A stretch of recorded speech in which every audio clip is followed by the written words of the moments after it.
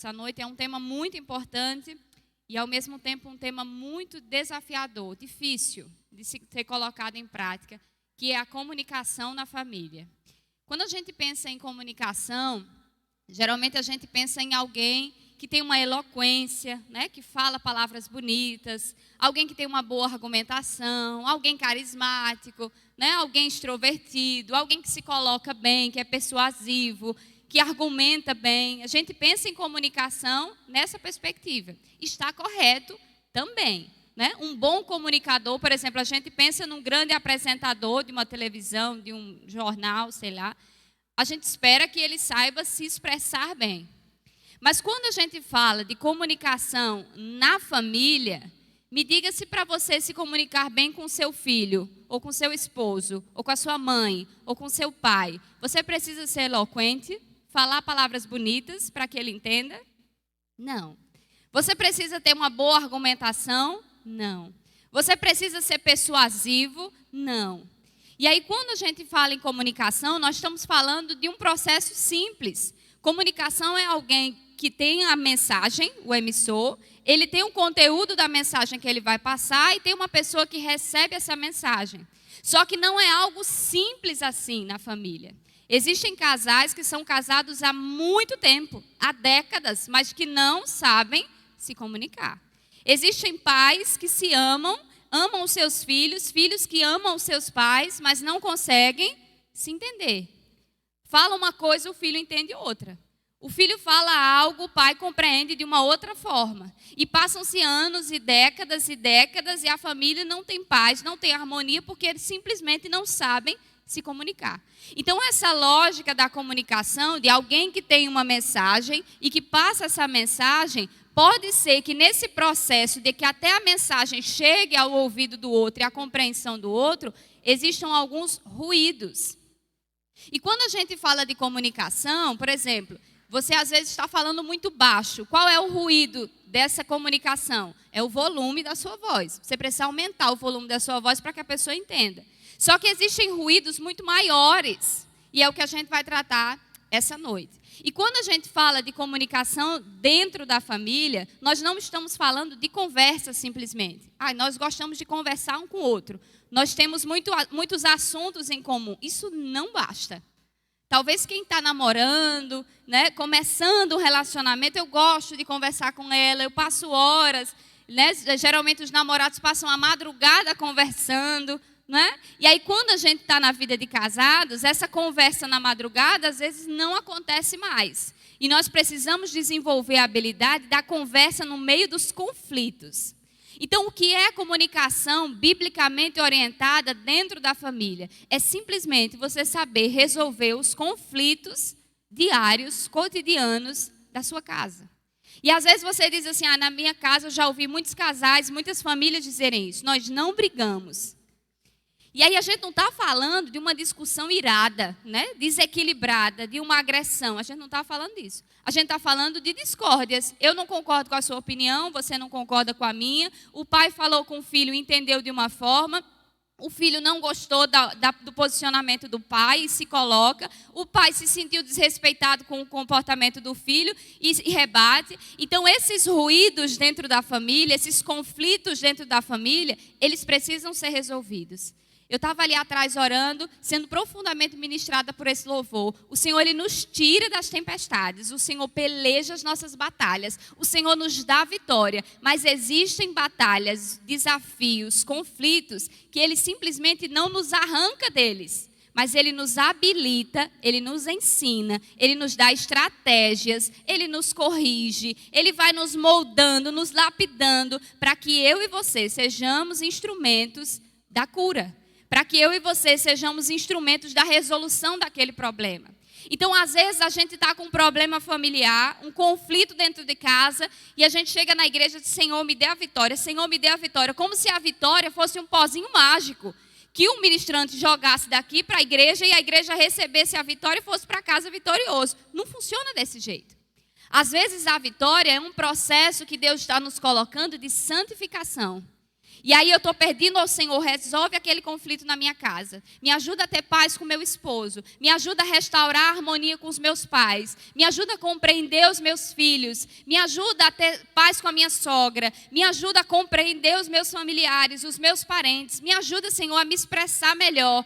E aí, ao invés do Senhor simplesmente lhe arrancar do problema, Ele vai lhe instruir. E é o que Ele vai fazer essa noite conosco. Então, essa noite nós iremos tratar sobre esses ruídos na nossa comunicação familiar. Quais são esses ruídos? E esses ruídos, a maioria das vezes, eles não são externos. A maioria das vezes não são ruídos de potestades externas, de agentes externos, mas às vezes os principais ruídos e os conflitos da nossa casa advêm, sabe de onde? Do nosso coração. Porque a Bíblia vai dizer que a boca fala de onde? Isso. A gente não pode falar de uma coisa que o nosso coração, ele não esteja cheio. Então, se a minha casa, eu convivo com palavras agressivas, se eu me comunico agressivamente, se a minha comunicação ela é ruim, naturalmente, o que procede de ruim não é externo. O problema talvez não esteja no outro. O problema talvez não esteja na pessoa, no teu vizinho, na tua mãe que te criou desse jeito. O problema está sempre no nosso coração.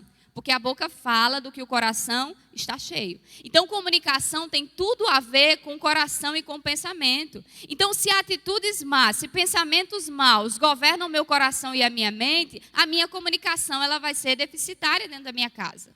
Eu não vou conseguir resolver os conflitos e eu vou sempre esperar que alguém de fora os resolva.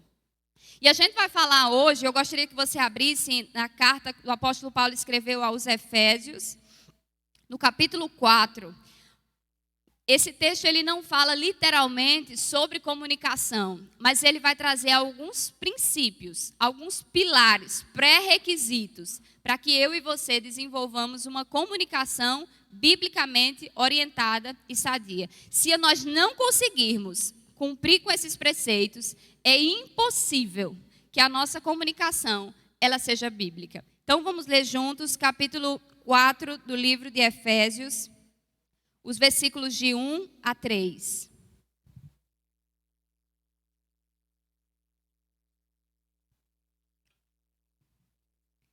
Lá em casa a gente, como qualquer outra família, temos muitos conflitos, né? Pensamos diferentes em muitos aspectos. E uma das coisas que nós temos aprendido e que eu tenho falado sempre para Antônio, o Tassis também tem reforçado isso, é que existe sempre uma forma melhor de se comunicar. Você pode dizer para uma pessoa, por favor, quando passar, fecha a porta, não é? Essa é uma forma de se comunicar. Ou você faz, você não está vendo a porta aberta? Eu falei conteúdos diferentes? Não, né? Eu quis pedir o quê? Fecha a porta. Mas eu escolho no dia a dia, não é na igreja a gente sempre escolhe a melhor forma de falar com os irmãos. Mas eu estou falando na família. A gente pode escolher uma forma respeitosa, mansa, pacífica, amorosa, ou a gente pode escolher uma forma arrogante, irônica, ofensiva. Nós podemos escolher. E aí o que vai me orientar na escolha dessa forma como eu vou me comunicar? Se existem várias formas de se comunicar e eu posso escolher a melhor forma, o que vai me orientar nisso? E aí é o que o apóstolo Paulo vai dizer no capítulo 4, os versículos de 1 a 3. Ele diz assim, portanto eu, o preso do Senhor, rogo-vos que andeis como é digno da vocação com que fostes chamados, com toda humildade e mansidão, com longanimidade, suportando-vos uns aos outros em amor, procurando guardar a unidade do Espírito pelo vínculo da paz. Então, claramente, a gente consegue identificar nesse texto alguns princípios básicos para que fundamente a forma como você vai se comunicar. Então, você pode pensar assim, essa forma que eu vou falar agora, com minha mãe, com meu pai, com meu filho, com meu esposo, com quem quer que seja da minha família, ressalta uma postura de humildade, é uma forma mansa de se comunicar, eu estou sendo paciente com essa pessoa, eu estou suportando essa pessoa em amor, e eu estou buscando, me esforçando diligentemente para manter a paz com essa pessoa. Se você fizer essa peneira e todos esses aspectos você disser sim, sim, sim, sim, é a melhor forma. Mas no dia a dia, no calor das emoções, quando a nossa pressão sobe, quando a provocação aparece, quando a pessoa atrasa, quando deixa a toalha em cima da mesa, da cama, quando não tira o prato da mesa, simplesmente parece que a gente esquece muito rápido de ser humilde, manso, longânimo, de suportar um ao outro e buscar a paz. Veja, nós somos tentados na nossa comunicação não por coisas enormes. Nós somos tentados nas nossas comunicações por coisas pequenas. Às vezes você não colocou o chinelo no lugar errado. Isso é motivo de passar o dia inteiro se degladiando. É uma coisa simples. E aí ela vai se acumulando, se acumulando, se acumulando e se tornando insustentável, insuportável. E hoje nós vamos falar, a partir desse texto, com base nesses princípios de uma família que quase que entrou num caos profundo, porque ela simplesmente não sabia se comunicar. Ou nesta família existiam muitos ruídos nessa comunicação. E talvez você se identifique com algum deles. Entenda, eu não sei o que se passa na sua casa, não é uma mensagem de carapuça, não sei como você se comunica com os seus parentes, simplesmente se você se identificar, entenda, o Espírito de Deus está falando comigo. Porque Ele falou comigo à medida que eu estava preparando essa mensagem. Em tantos momentos eu preparando e dizendo, Tassi, pelo amor de Deus, ai Jesus, ai Senhor. Era como se estivesse doendo mesmo. Trabalha no meu coração e me ensina a ser diferente. Porque quem mais nos conhece são os nossos familiares, não é mesmo? E aí a gente vai contar uma história, e eu vou contextualizar essa história, que existem alguns personagens principais. E o primeiro personagem é o rei Davi. Ele está fugindo de Saul, vocês conhecem a história. O rei Saul estava querendo matar Davi, porque ele havia já recebido a promessa de que seria o sucessor, o sucessor real de Saul em Israel. E ele estava com profunda raiva, então Davi foge para o deserto de Parã com seus seguidores. E quando ele foge, claramente ele vai precisar de sustento, de alimento. E aí ele percebe que lá no Carmelo, naquela localização, havia um homem muito rico. Um homem que tinha muitas ovelhas e que naquele momento ele estava tosqueando as ovelhas. Ele estava trabalhando e tinha muitos trabalhadores trabalhando para aquele homem. E era um homem chamado, quem conhece? Nabal. A Bíblia vai dizer uma característica típica de Nabal. E observe, eu vou abrir um parêntese. Às vezes a forma como você se comunica com os outros vai virar a sua identidade para as pessoas. Sabe o que a Bíblia vai dizer que Nabal era? Um homem arrogante e grosseiro.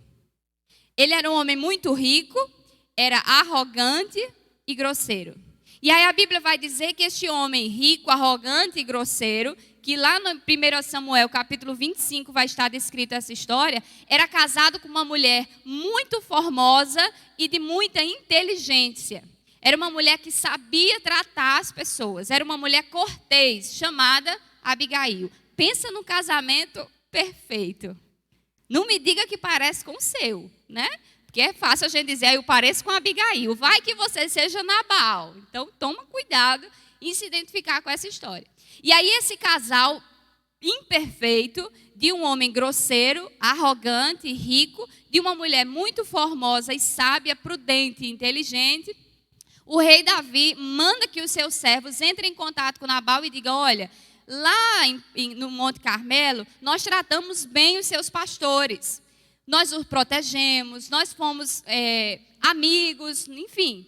E então nós gostaríamos de pedir que o Senhor, sendo muito rico, tendo muita prosperidade, que Deus abençoe a sua prosperidade, nos ajude dando alimento e água para os meus homens, porque eles estão passando por essa necessidade. E aí aqueles servos, aqueles mensageiros vão até Nabal, e aí Nabal tem uma forma típica de responder, de se comunicar. E aí o registro, a narrativa vai dizer que Nabal simplesmente diz, quem é Davi e quem é Jessé, para que eu tire do meu sustento, do meu dinheiro, da minha água e da minha carne, para dar para esse povo estranho. A resposta, a comunicação desse homem tinha uma característica, era arrogante e orgulhosa.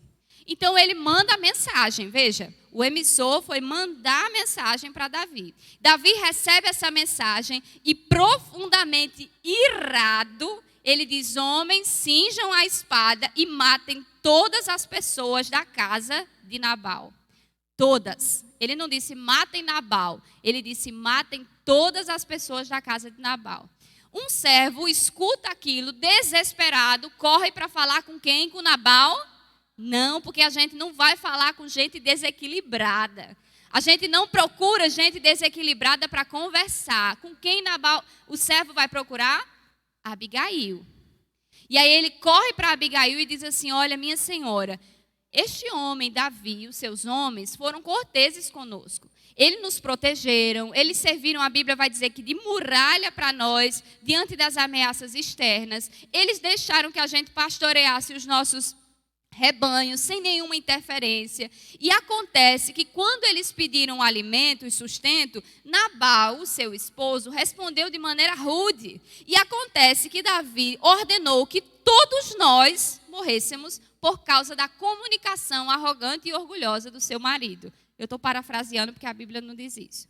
E aí, naquele momento, Abigail, que era não somente bonita, porque beleza, a minha avó já dizia o quê? Não põe mesa. Santa, não adianta você ser bonita. Se você não desenvolver a capacidade de se comunicar com sabedoria e com prudência, você não vai ser lembrada como uma mulher que teme ao Senhor, como foi Abigail. E aí, rapidamente, Abigail, que era uma mulher de iniciativa, de prudência, de sabedoria, ela diz: ok, não vou me desesperar, eu não vou perder o equilíbrio, eu vou fazer muita comida, eu vou preparar muita comida e eu quero que vocês enviem essa comida para os servos de Davi e eu posteriormente vou atrás dele.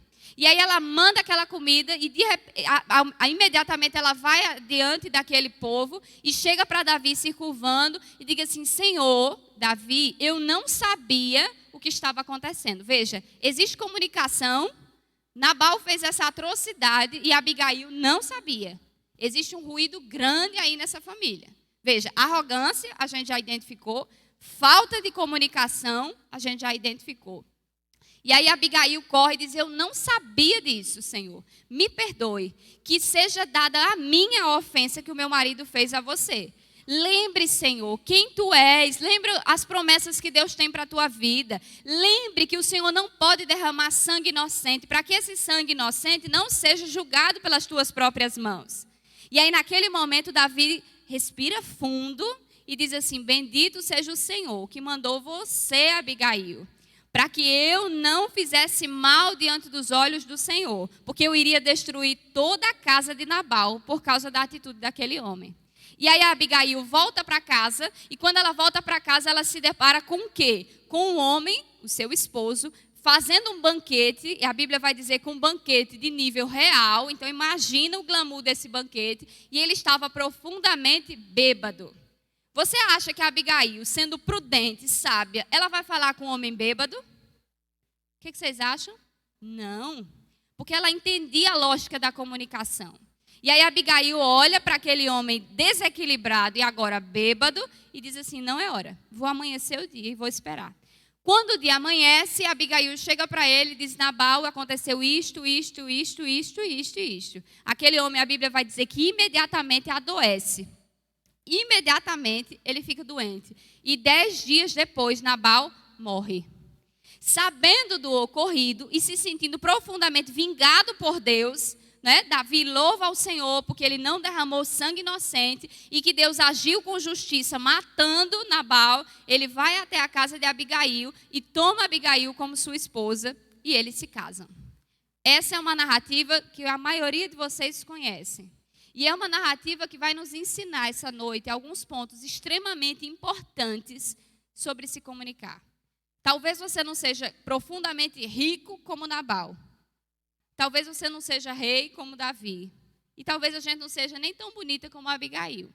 Mas a Bíblia vai nos ensinar que a gente pode ser profundamente arrogante, que a gente pode agir com vingança, que a gente pode agir com sabedoria, que a gente pode ser agente de pacificação, que a gente pode confiar na vingança do Senhor ou colocar tudo a perder por causa da forma errada que nós falamos.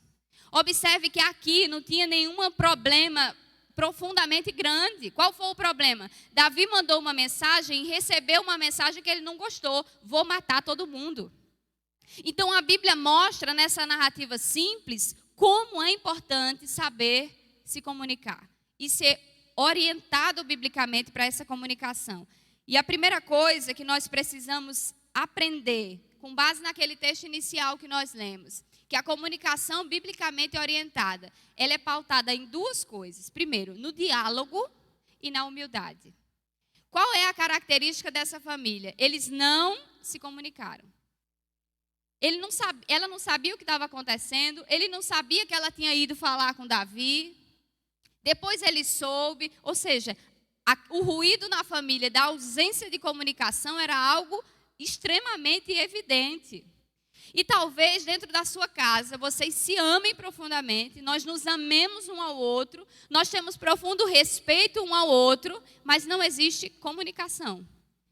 Eu não tenho capacidade de dizer o que eu sinto para a pessoa não diz exatamente o que sente para mim. De repente alguém acorda amuado e eu nem sei porque a pessoa está amuada e eu respondo com raiva porque a pessoa está amuada e de repente a gente começa a brigar por uma outra coisa que não tinha nem motivo e eu nem sei a causa primeiro de que a pessoa acordou mal-humorada. Isso aí é uma coisa muito distante da casa de vocês, não precisa me responder, nem balança a cabeça.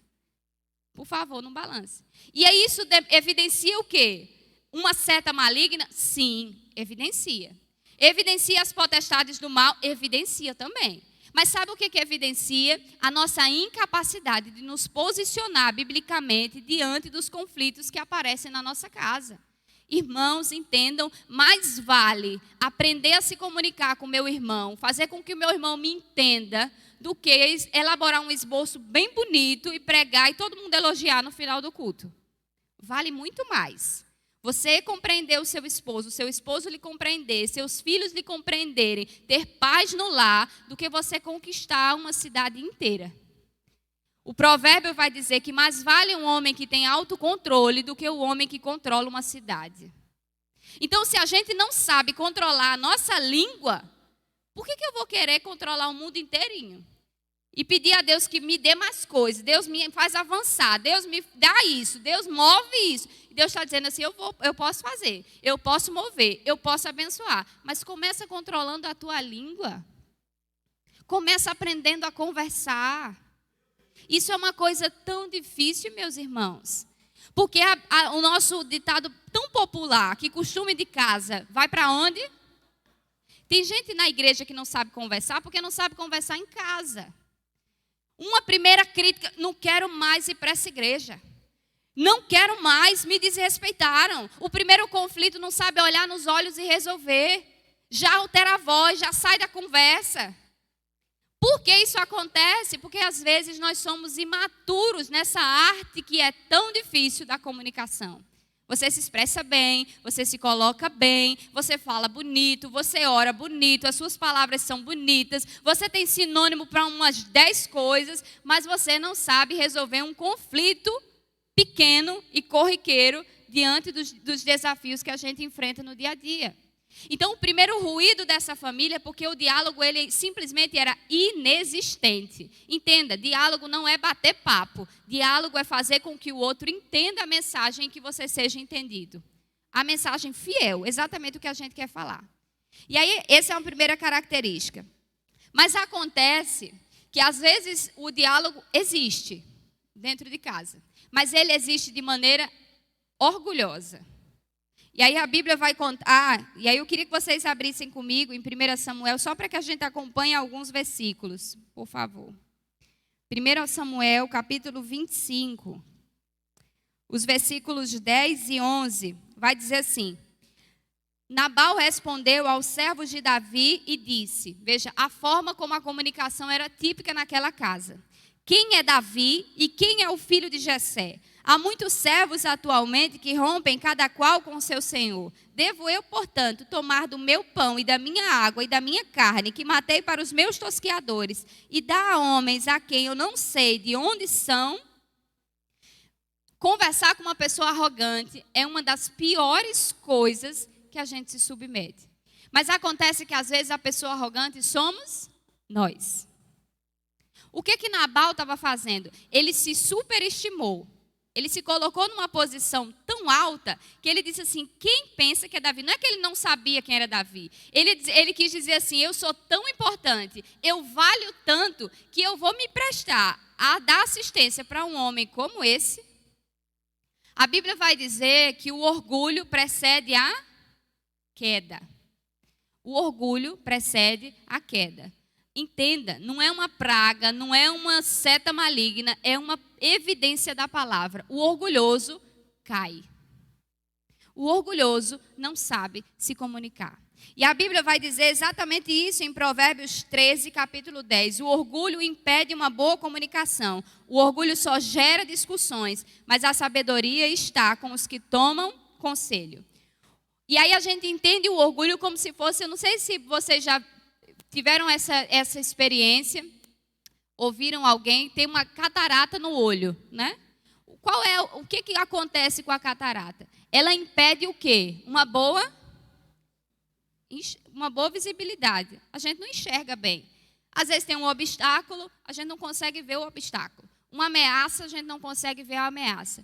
E o orgulho, ele é exatamente essa catarata, essa pele nos nossos olhos espirituais que impedem de ver os pecados que dominam o nosso coração.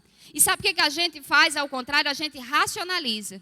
Eu estou me agindo desse jeito porque eu tenho que me posicionar. Porque eu tenho uma honra a zelar. Porque eu tenho uma história a zelar. Eu tenho uma reputação. Então eu posso agir dessa forma. Eu não vou pedir desculpa a essa pessoa se eu não fiz nada.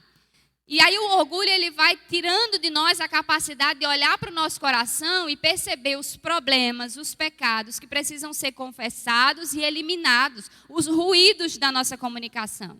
E ao contrário, uma comunicação humilde, ela faz o quê? Ela reconhece que por causa do pecado que afeta a mente humana, pode correr o risco de eu não conseguir enxergar tudo de maneira perfeita. Então pode acontecer, meu irmão, que o que você esteja falando, o outro esteja entendendo de uma maneira completamente diferente. Pode acontecer que o que o outro falou a seu respeito, ele não quis dizer o que você entendeu. Então o que é uma comunicação humilde? Chegue para uma pessoa e diga, olha, a forma como eu entendi o que você falou foi assim. Eu entendi que o que você acha ao meu respeito é isto. A minha compreensão, a leitura que eu fiz sobre o que você disse sobre mim é isto. Foi exatamente isso que você quis dizer, porque se foi, isso me entristeceu, isso me magoou e eu preciso que a gente resolva essa causa diante de Deus. Agora, diferente, uma comunicação arrogante seria como? Quem você pensa que é para falar desse jeito comigo? Você acha que eu sou isso? Isso é uma coisa da sua cabeça, é uma concepção sua, porque eu sei muito bem quem eu sou. Veja, você já disse que o outro falou, você já julgou o outro e o assunto já encerrou por ali, porque você não tem mais nada o que dizer. Você já bateu o prego por causa do seu orgulho. Então, a comunicação humilde, ela reconhece que eu e você podemos julgar errado, discernir errado, falar na hora errada, se comunicar mal, escolher a palavra errada. E a gente precisa ter esse comportamento de dizer assim, olha, à luz da palavra, eu sou pecador. Eu posso errar com você. Eu lhe amo profundamente, mas eu posso fazer um julgamento errado a seu respeito. Eu posso ter entendido mal o que você quis fazer. Mas um coração orgulhoso, dificilmente ele faz isso. Então eu trouxe aqui alguns exemplos, espero que vocês não se identifiquem com eles, de comunicação orgulhosa dentro de casa. Primeiro, relutar em admitir que está errado. Os irmãos, obviamente, não fazem isso. Ficar na defensiva, o tempo todo armado. Alguém fala e eu me defendo. Alguém fala e eu me defendo. Transferir a culpa. Ah, mas eu faço assim, eu ajo assim por causa disso, porque você fez isso no passado, porque a maldição hereditária que eu recebi da minha mãe, porque, etc. Justifica ou fica profundamente irado, bate a porta, altera o tom da voz, se zanga. Obviamente os irmãos não agem desse jeito. Age com hipersensibilidade diante da correção. Você acabou de ser confrontado, então você já disse que eu não valho nada, minha vida não vale, não tem sentido, eu não quero mais viver, eu não tenho mais esperança para nada, eu vou começar a chorar até o outro ter pena de mim, sentir pena de mim, mudar o posicionamento porque ele está sentindo profunda pena do meu comportamento. Hipersensibilidade é orgulho. Quando injustiçado, quando alguém erra com você, você não tem a predisposição de perdoar. Óbvio que os irmãos não se identificam com nenhuma dessas características. Mas essas características são de uma comunicação orgulhosa. E o Senhor nos convida essa noite a quebrar o nosso coração e dizer assim: Senhor, eu tenho agido com orgulho com os meus filhos. Eu tenho agido com orgulho com a minha mãe. Eu tenho agido com orgulho com o meu pai, com a minha sogra, com o meu sogro, com os meus cunhados, com o meu cônjuge. Eu tenho sido esse Nabal na minha casa. Me perdoa. Porque é muito fácil a gente dizer assim: Deus está falando com o meu marido, né? Deus está falando com o meu filho, mas Deus está falando comigo e com você. É rápido a gente se identificar com Abigail, mas às vezes eu e você somos pequenos Nabal dentro de casa. Orgulhosos, arrogantes, se vitimizando, manipulando, controlando a discussão. Peça ao Senhor, a primeira coisa: Senhor, me dê uma comunicação pautada no diálogo e na humildade. Amém. Misericórdia, Jesus. E aí a gente só consegue, para encerrar esse tópico, agir com humildade diante do outro se a gente fizer o que Paulo nos ensina. Capítulo 2, versículo 3 de Filipenses, ele diz assim: nada façais por contenda ou por vanglória. O que é vanglória? Me achar, né? Mas por humildade, cada um considere os outros como superiores a você. E aí no capítulo 12 de Romanos, capítulo 3, ele vai dizer: porque pela graça que me é dada, digo a cada um de vós que não pense de si mesmo além do que convém. Antes pense com moderação, conforme a medida de fé que Deus repartiu a cada um. Sabe o que Paulo está dizendo nesses dois versículos? Primeiro, não se ache. Não comece a achar: eu sou a mulher prudente, linda, prudente da minha casa. Primeiro, não se ache. Você pode ser o Nabal, a pedra no meio do caminho da sua família pode ser você. Paulo está dizendo isso. Ninguém pense de si mesmo mais do que convém. Ai, como eu sou bom, eu fiz de tudo pela minha família, eu me sacrifiquei. O que a gente mais escuta é isso. Como eu me dediquei aos meus filhos, como eu passei noites acordadas, como eu lutei pelo meu marido, como eu orei pela minha esposa, como eu sou uma pessoa maravilhosa. Paulo está dizendo: não pense além do que convém de si mesmo, baixa a bola. E a segunda coisa, para a gente entender que há uma relação, uma comunicação de humildade e de diálogo, eu preciso considerar o outro superior a mim.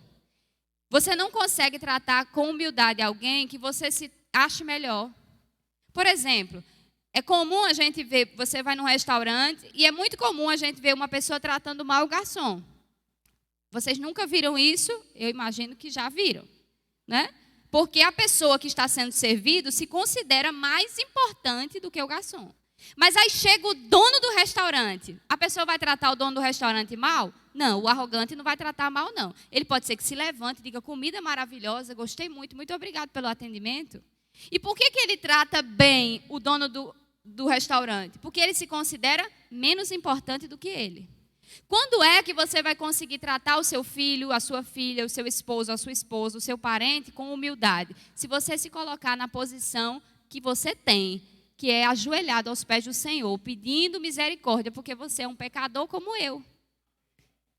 Essa é a primeira instrução que o Senhor nos dá. A segunda é que uma comunicação biblicamente orientada, primeiro, ela tem diálogo e ela tem humildade. Segundo, ela é mansa e pacífica. Essa foi o que eu mais pedi misericórdia ao Senhor. Amém, Tassis? Amém. Deus tenha misericórdia de mim. Gálatas, capítulo 6, diz assim: irmãos, se alguém for surpreendido em algum pecado, se tiver algum problema, algum pecado a ser resolvido, vocês, prestem bem atenção, que são espirituais, vocês que são espirituais, não é vocês que são carnais, não. Vocês que são espirituais deverão restaurá-lo com mansidão. Cuide-se, porém, cada um para que também não seja tentado. Quando Davi recebe a mensagem de que Nabal respondeu com arrogância e com orgulho, como é que ele reage? Ele reage com mansidão e equilíbrio? Não, ele fica profundamente irado. É como se Davi dissesse assim: agora Nabal não sabe quem eu sou, mas quem é Nabal para me tratar desse jeito? Mata todo mundo. Então, diante daquela situação de crise, de conflito, O que Davi pensa, e às vezes a gente pensa também, nossa, eu comecei a falar com a pessoa com todo respeito, mas olha como ela me respondeu. Então eu tenho o direito de responder à altura. Você já fez isso? Não balança a cabeça. Já fez isso. Eu comecei a conversar com todo respeito com a pessoa. Eu falei calmo, eu falei manso. Eu aprendi no curso que eu devo falar com meu esposo com mansidão. Comecei o assunto calma, tranquila. De repente ele me responde com toda grosseria, com ironia. Aí eu também, minha filha, ninguém é santo.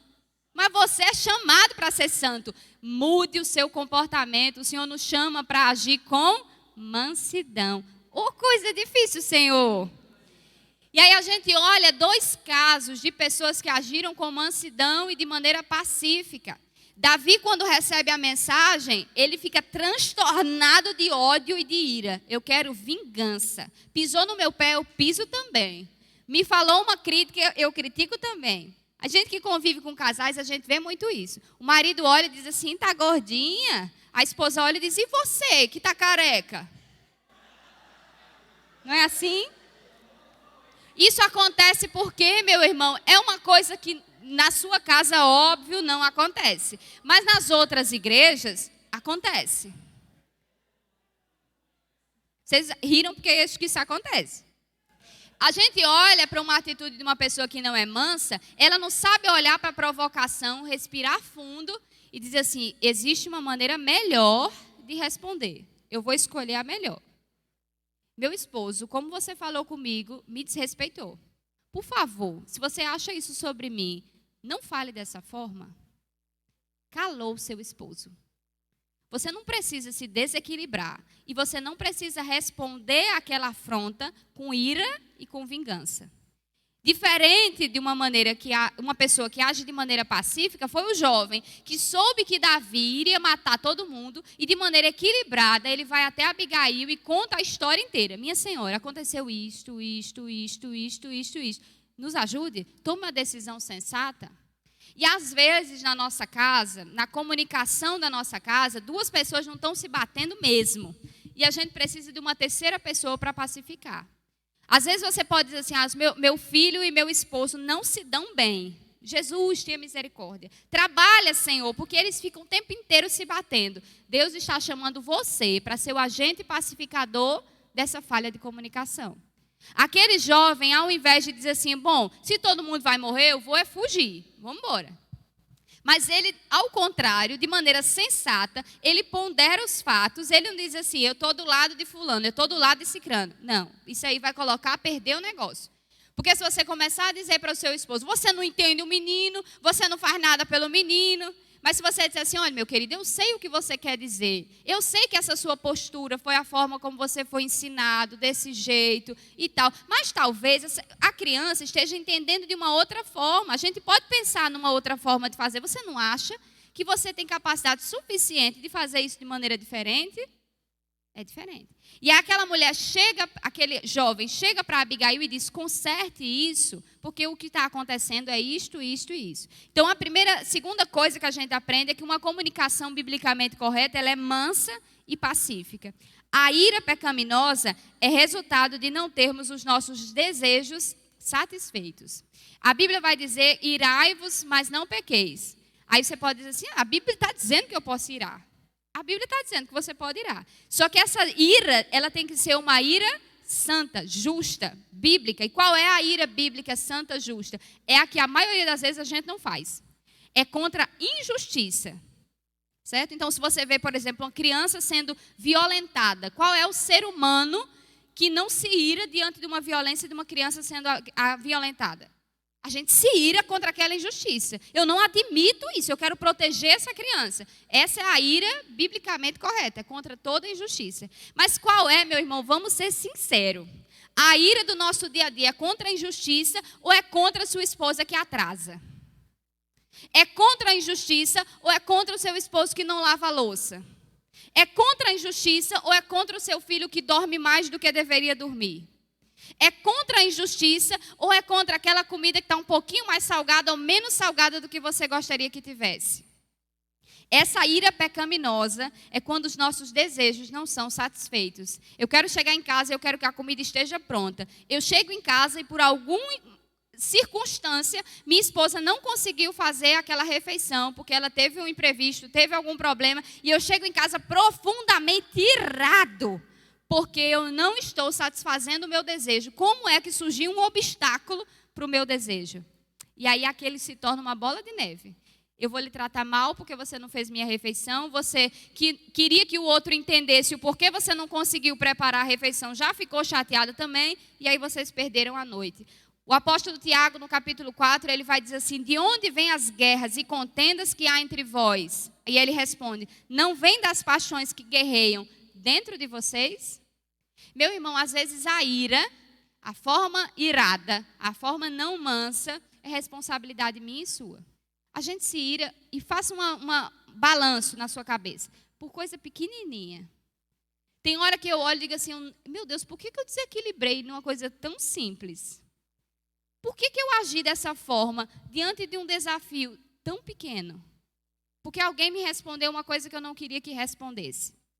E aí é interessante a gente pensar algumas reações nessa comunicação de quem é irado. E observa, a gente às vezes pensa que uma pessoa irada é uma pessoa que fala alto, simplesmente. Mas veja se você se identifica com algumas dessas. Existem reações da ira na comunicação de dois aspectos. Um aspecto introvertido e um aspecto explosivo. O aspecto introvertido fica de repente com mau humor, muda o humor com facilidade, chora, se isola, se vitimiza ou sai da conversa de maneira prematura.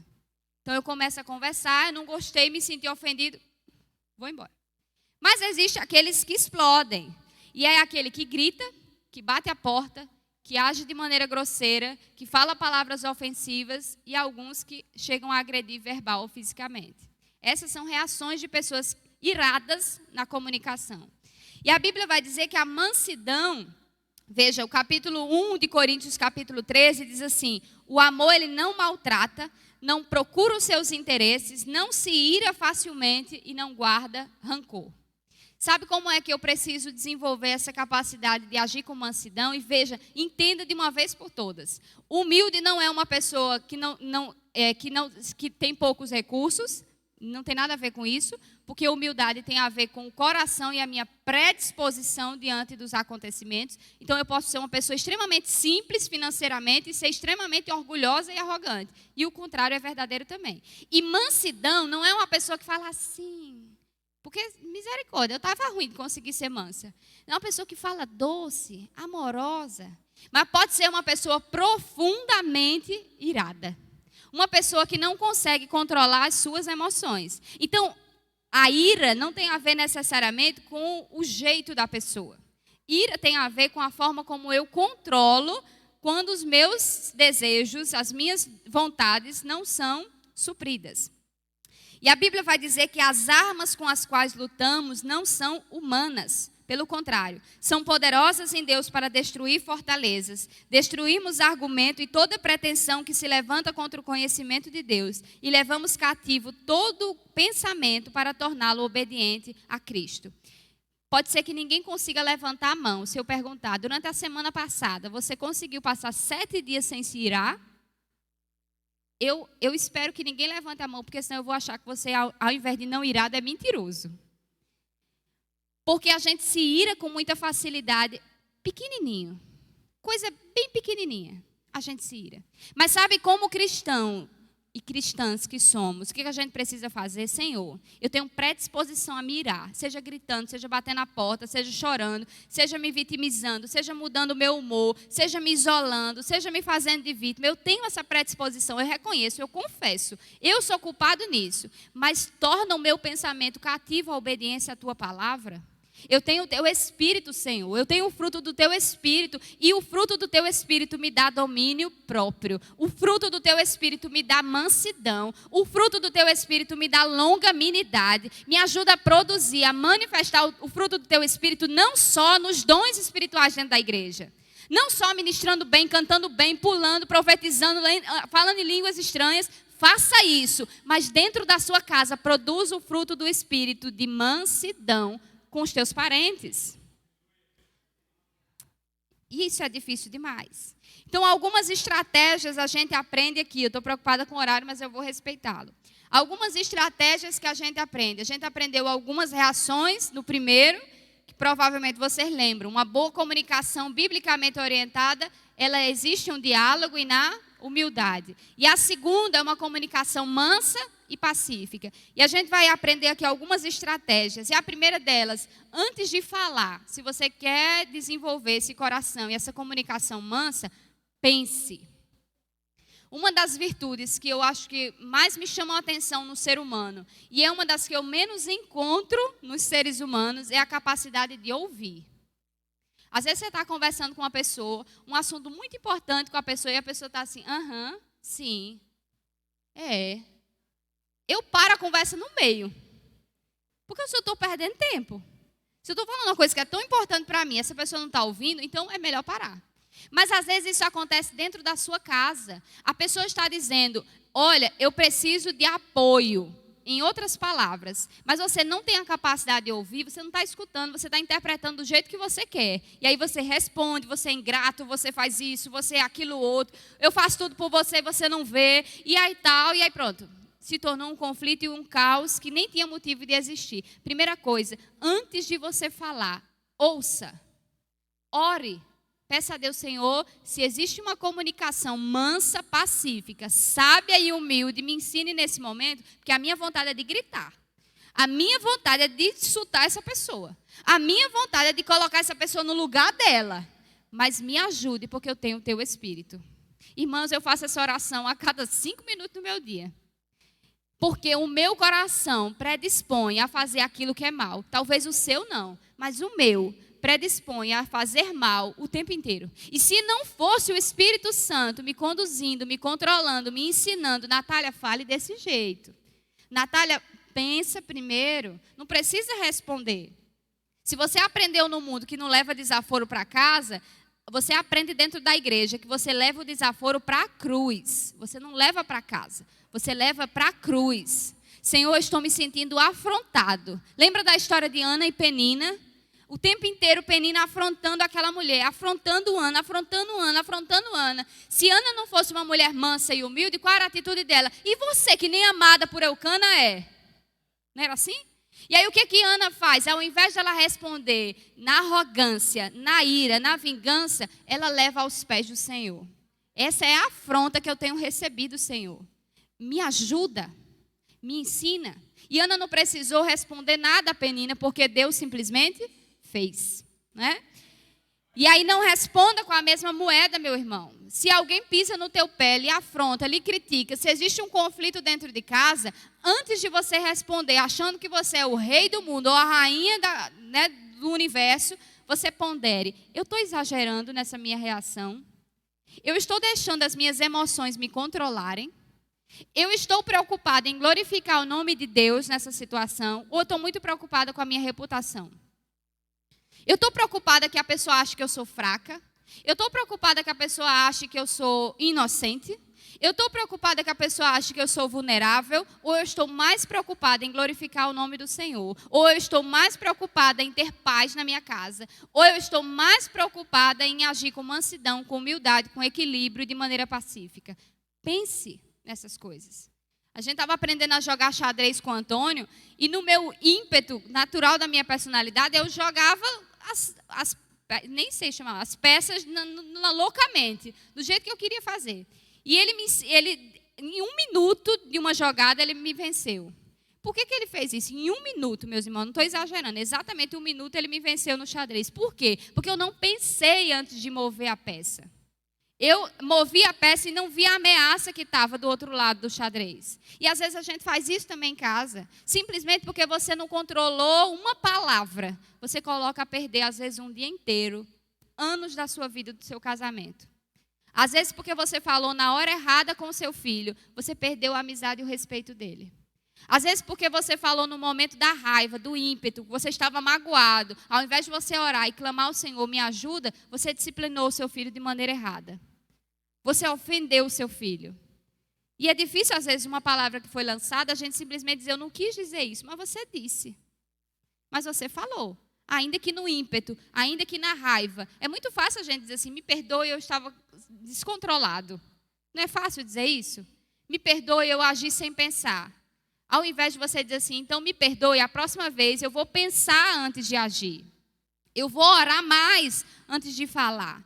Eu vou pedir ao Senhor sabedoria, prudência, mansidão, diálogo e humildade de maneira pacífica antes de responder a você. Então considere se calar para pensar na resposta apropriada e ouça. Mas também há uma coisa muito importante, meus irmãos, minhas irmãs, na comunicação, que às vezes nos falta perdão. Davi, quando ele escuta aquela afronta de Nabal, ele fica irado, ele deseja vingança e ele não perdoa Nabal. Ele não pondera na possibilidade de pensar, olha, esse cara tem a fama de ser louco, eu não vou me trocar com ele, eu vou deixar isso para lá. Davi não podia fazer isso?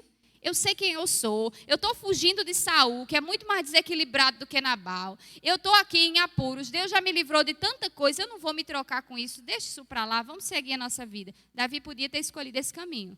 Mas o caminho que Davi seguiu, eu vou matar todo mundo, eu vou destruir tudo.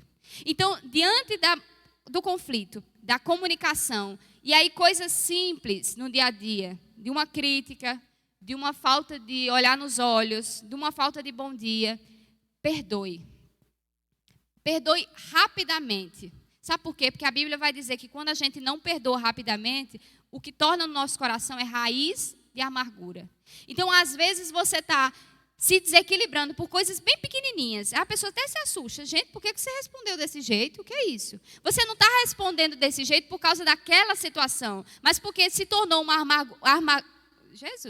amargura tão grande no seu coração, que aquela pequena coisa, ela foi o acúmulo de todas as outras que você não conseguiu perdoar. Às vezes o marido chega atrasado, chegou porque, sei lá, o trânsito, alguma coisa, mas você está com tanta coisa guardada no coração, tantos resquícios, que aí você vai dizer, essa é a 44ª vez que ele faz isso. E o coitado abre a porta, você está com 7 pedras na mão. Você se atrasou, você não tem respeito comigo, eu estou aqui fazendo o almoço, eu estava ali esperando. Não é porque ele se atrasou naquele dia, naquele momento, é porque o seu coração está cheio de amargura, de mágoa, porque você não se predispôs a imediatamente perdoar. Então, considere ouvir uma crítica e perdoar. Considere ouvir uma afronta e perdoar. Sabe por que isso é possível? Porque eu e você recebemos um perdão que nós não merecíamos. Entenda, meus irmãos, pode ser que você olhe e diga assim, você não conhece meu marido, Natália. É fácil para você porque Tarsis vive lhe elogiando. Você não conhece meu esposo, mas eu também não conheço você. E Deus lhe perdoou da miséria e do pecado do meu coração. Então não existe um pecado tão grande que a gente possa dizer assim, não perdoo. Isso aí é imperdoável. Isso aqui para mim chega, já basta. Imagina se Deus dissesse isso. Você não disse que não faria mais isso? Pronto, agora chega. Você não disse naquela oração do domingo passado que nunca mais ia mentir? Olha você mentindo agora. Para mim chega. Está no inferno. Imagine o desespero que seria viver uma vida desse jeito. Deus me ama, me segura pela mão, de repente Deus me solta. Né? Tem gente que vive assim, uma vida de inconstância espiritual. Estou no céu hoje, estou no inferno. Estou no céu, estou no inferno. E aí essa vida de inconstância espiritual é horroroso. Porque nós somos salvos, não é pelo que a gente faz. Nós somos salvos pela... Diga bem bonito. Nós somos salvos pela graça, favor e merecido. Então considere perdoar aquele que não merece o seu perdão. Considere perdoar aquela crítica que você já está aqui. Mas diga assim, Senhor, do mesmo jeito que o Senhor perdoou um pecado imperdoável, me dê condição de perdoar essa criatura que eu não consigo mais conviver, mas a tua palavra me dá condições de fazê-lo. Amém? E às vezes a iniciativa do perdão, meu irmão, é de quem foi ofendido, não de quem ofende. Sempre, às vezes, você diz assim, quem pisou na bola não fui eu, então ele que venha. Mas a Bíblia diz assim, se você quando for ofertar, e você lembrar, presta atenção, você lembrar que um irmão tem algo contra você, você deixa a tua oferta, vai e se resolve com ele, e depois você traz a tua oferta e entrega ao Senhor. Às vezes a iniciativa não é da pessoa que ofendeu, às vezes a iniciativa é da pessoa ofendida. Olha, hoje eu estou disposta a lhe perdoar. Hoje, você me magoou, mas eu estou disposta a agir e perseguir a paz para a nossa casa. Eu quero lhe dizer que tudo que você fez, a forma como você falou comigo que eu não gostei, a forma como você se comunica comigo que eu acho arrogante, eu estou disposta a liberar perdão para você, para que a gente viva em paz. A sua atitude pode mudar tudo. E a última coisa, a última forma de uma comunicação biblicamente orientada. Primeiro, vamos recapitular para a gente ir para casa quase com isso decorado. Ela existe no diálogo, ela é humilde, ela é mansa, ela é pacífica e ela é paciente, disposta e inteligente. Abigail, quando ela sabe do ocorrido e que aquele jovem fala o ocorrido para ela, ela não se desestabiliza. Existem mulheres, homens, jovens, qualquer tipo que seja, que diante do primeiro conflito perde as estribeiras, né? Se desequilibra, pronto, agora é o fim, começa a chorar e se desequilibra e eu vou, né, fazer um mal contra a minha própria vida, tudo acabou. Aquela mulher, ela não é descontrolada. Ela simplesmente olha para aquela situação, respira fundo, pondera de maneira paciente e diz assim, como é que eu posso resolver isso?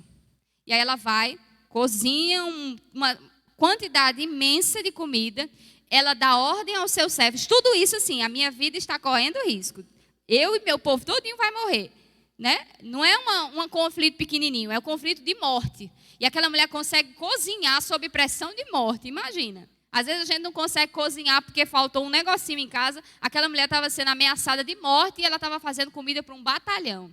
E aí ela cozinha de maneira equilibrada, manda os servos irem entregar a comida e ela age de maneira paciente, disposta e inteligente. E aí o apóstolo Pedro vai dizer um versículo bem importante para nós mulheres.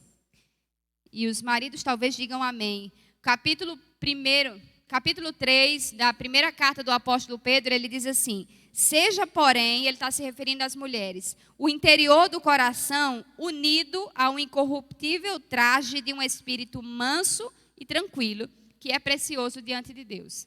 Pedro estava dizendo para as mulheres que você não precisa se ataviar de muita coisa, de muito brilho, de muito ouro, de muita coisa, né? Não quer dizer que a gente não precisa se arrumar. Mas ele está dizendo que o que é precioso aos olhos do Senhor é o quê? Um espírito manso e tranquilo. Ou seja, uma mulher desequilibrada não agrada a Deus. E aí, quando a gente pensa sobre esse equilíbrio, são coisas do nosso cotidiano. É agir com tranquilidade diante dos transtornos, meus irmãos. Então, como é que eu consigo uma comunicação equilibrada, paciente, inteligente? Se diante da afronta, eu não deixo ser controlada pelo que eu estou sentindo. Eu estou sentindo raiva, mas a raiva não me controla. Eu estou me sentindo ofendida, constrangida, humilhada. Mas o sentimento de humilhação não vai me controlar. Eu vou agir de maneira prudente e controlada. Eu estou me sentindo inferiorizada, mas esse sentimento de inferioridade não vai me controlar. Eu vou ter domínio sobre isso. Eu vou controlar sobre isso, porque eu tenho o Espírito Santo de Deus. Então eu não vou agir agora, no ímpeto. Talvez eu vou deixar essa conversa para amanhã, porque hoje não é o momento certo. Talvez eu vou fazer uma outra coisa importante para esse momento. E aí a gente, às vezes, não. Agora eu pegar o telefone agora mesmo. Acabou de receber uma mensagem desaforada, imediatamente manda um áudio. Pondere colocar o celular sobre a mesa, dar uma volta na casa, fazer um cuscuz com ovo, coma aquele cuscuz, sente, beba um copo d'água, toma um copo de café, Senhor, me ajuda. O que eu tenho que responder? Como é que tem que ser a minha resposta? E aí, em seguida, responda. E aí, o que acontece em relação à mansidão, em relação a ser paciente? Por causa da nossa impaciência, nós determinamos tempo nos nossos relacionamentos. Até quando eu vou ter que suportar isso?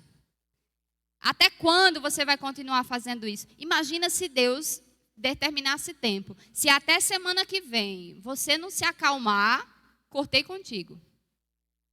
Imagina quem estaria aqui na igreja semana que vem.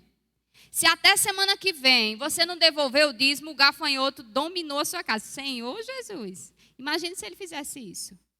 Ele não faz. Mas por causa da nossa impaciência, a gente não suporta o outro. E aí é isso que a gente leu na carta aos Efésios.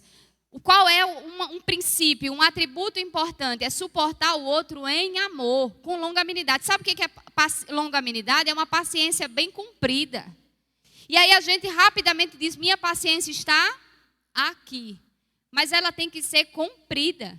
Ela tem que ser grande. Hoje você tem paciência, amanhã você tem paciência, depois de amanhã você tem paciência. E a gente aprende com a Abigail, não só porque ela parou, cozinhou, ponderou o que devia fazer, mas porque ela sabia a hora certa de se comunicar.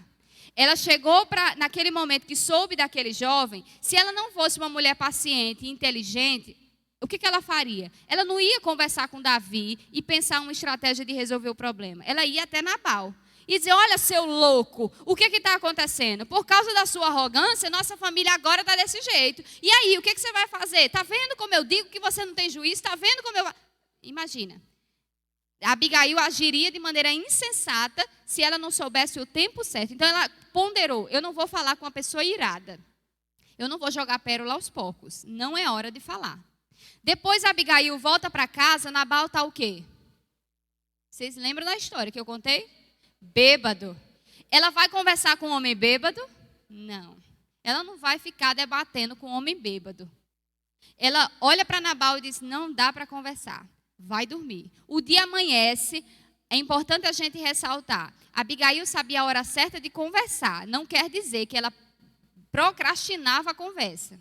Às vezes você diz assim, não é hora certa de conversar. E você nunca conversa. Aí isso aí é um problema. Porque você se furta desse momento e aí você vai se furtando, e chega um momento que você nem consegue mais conversar, porque você fugiu tanto, você teve tanta preguiça de resolver, eu vou me esforçar tanto, ter que conversar, passar bem meia hora aqui conversando, e aí vai ser aquele dizer, eu não quero não vou fazer isso, não é melhor assistir televisão. É muito difícil conversar com ele, é melhor ficar no WhatsApp. É muito difícil essa conversa, ela é muito desgastante, é melhor eu ficar aqui olhando para a vida dos outros no Instagram. Abigail, ela se predispôs, ela tinha coragem, ela sabia a diferença de agir no tempo certo e no tempo errado, mas ela agiu. Então, a comunicação paciente é a comunicação que escolhe a hora certa. Não fale com uma pessoa quando está irada. Não fale quando uma pessoa está desequilibrada. Não fale com uma pessoa que está fora de si. Não fale com uma pessoa que está possessa. Não fale com uma pessoa que está desorientado. Não fale com uma pessoa que está muito fragilizada, numa situação de luto, por exemplo. Escolha o momento certo, mas não fuja, não tenha preguiça de resolver os seus conflitos. Não ache que a maneira certa é procurar um escape. Eu vou soltar indireta no status do WhatsApp. Isso aí é o que a gente mais vê, né? Se você acha que não sei o que lá, e aí você sabe que o status do WhatsApp é aquela conversa que você queria ter tido com a pessoa que mora na sua casa, mas que você não teve, mas que todos os seus contatos do WhatsApp agora sabem que você está passando por um problema em casa. Desnecessário, porque você teve preguiça de dizer, senta aqui, vamos conversar. Lá em casa a gente tem um lugar específico na casa. Quando a gente senta nesse lugar, Antônio já diz, já sei, conversa particular. Porque ele já sabe que é aquele momento de resolver o conflito. E ele já levanta a mãozinha e diz, já sei, conversa particular. Então, qual é o espaço da sua casa que você vai dizer, hoje eu estou cansado, hoje eu queria assistir o futebol, hoje eu queria passar a noite inteira no Instagram, mas eu não posso fugir da minha responsabilidade, eu tenho que resolver esse conflito. Senta aqui, vamos conversar. Senta aqui, é isso que eu estou achando. Senta aqui, você quis dizer isso, vamos orar, vamos pedir a orientação do Senhor. E para concluir, meus irmãos, a gente viu que a comunicação, só um parêntese, a comunicação inteligente de Abigail, ela se tornou um pilar tão importante que posteriormente foi isso que chamou a atenção de Davi para desejar casar-se com ela. E eu deixo esse alerta para as solteiras. Talvez você esteja investindo em coisa errada. A Abigail, ela investiu na boa comunicação. Era uma mulher equilibrada, sensata e inteligente. Foi isso que atraiu os olhos do rei Davi. Então, pode ser, minha irmã, que isso seja uma estratégia importante para a sua vida, pedir ao Senhor a forma certa de se comunicar. E aí eu deixo como conclusão para as nossas vidas. Nós estamos em Cristo e as coisas velhas ficaram... Diga de novo, para você crer nisso. Nós estamos em Cristo e as coisas velhas ficaram... tudo se faz novo. Então você pode dizer, eu ajo desse jeito porque meu pai agia desse jeito, porque minha mãe agia desse jeito, porque esse é o jeito de me comunicar na minha família, porque eu cresci assim, porque hoje eu estou com 60 anos e eu não vou mais mudar. Você vai, porque você está em Cristo e nova criatura você é, e as coisas velhas ficam para trás e Deus nos ensina uma forma certa de nos comunicarmos. A segunda coisa e penúltima coisa, pastor, busque sabedoria do alto. Se você não tem mansidão, diálogo, prudência, tranquilidade e humildade, confesse ao Senhor. O apóstolo Tiago vai dizer assim, aquele que não tem domínio da língua, aquele que é desequilibrado na comunicação, peça sabedoria a Deus, porque ele não nega. Ele só nega se você for inconstante. Hoje eu quero, amanhã eu não quero. E por fim, se você pode dizer assim, isso aí é difícil demais, Natália, talvez nem você faça. De fato, se depender de mim, eu vou colocar tudo a perder, igual a Nabal. Mas nós temos o Espírito Santo de Deus, que nos dá todos os recursos necessários para que a gente viva uma vida piedosa e que agrade ao Senhor. Meu irmão, minha irmã, a força não está em você, na sua inteligência, no seu raciocínio, nos cursos que você fez, na sua capacidade de argumentação,